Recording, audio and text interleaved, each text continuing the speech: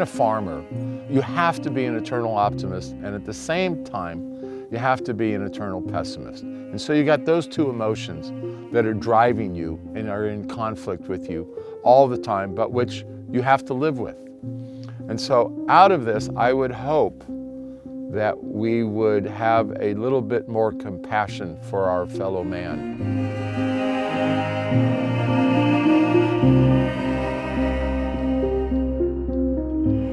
It's been the warmest year on records on Spring Mountain. We have recurrent droughts, so there is something going on. I mean, you can't deny that. I mean, as I said, this place never burned before. It burned this year, so something is changing.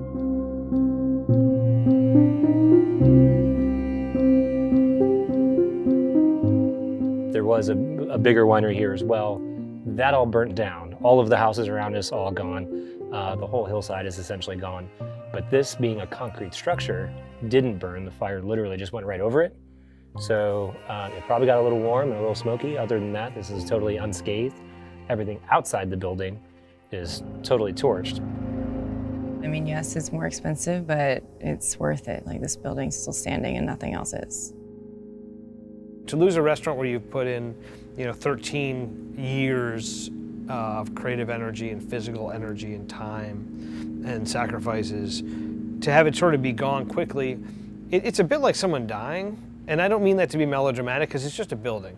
Everyone's fine, everyone will be fine. We'll all, it's just sort of that sudden end to something, and it takes a long time to figure out what that something was. Sunday, the fires were on Howell Mountain, and the neighbors are having us over for dinner. And as soon as wine's opened and we've got like 4 or 5 different bottles we're gonna get into, my dad called or texted or whatever, and he said, "There's a fire up here, you need to get up here."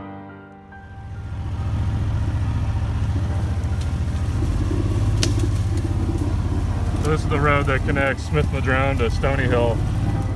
And there's a fire to the right of me to the road, and there's a fire to the left of me to the road. And it's really hot, and it's probably the first time in a long time where I was legitimately like scared.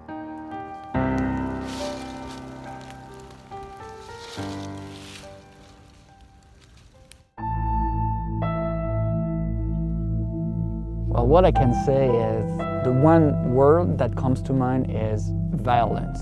It's an explosion of fire, and there is nothing you can do almost, and it burns and burns and burns.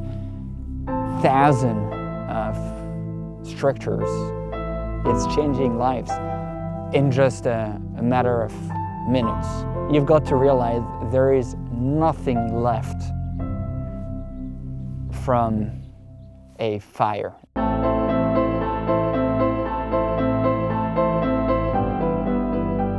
COVID into itself is really challenging for a lot of people, and now displacing a lot of people from fires during a pandemic. I mean, life's hard. So, support, donate money, donate things, just help where you can, be good people. And there's always bumps in the road. I mean, everyone has them all the time. So this is a massive one for the wine industry, huge.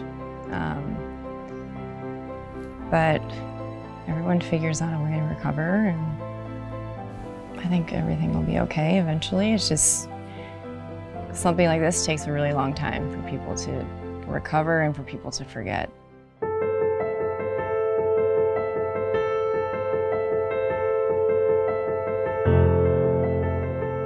Literally in the last 4 years, there have been catastrophic fires. And if you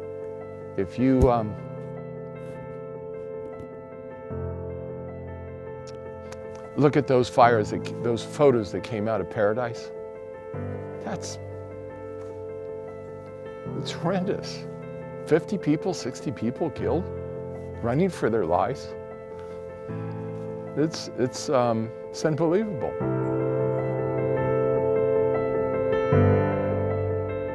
I think we need to take a clear-eyed look at what the problem is.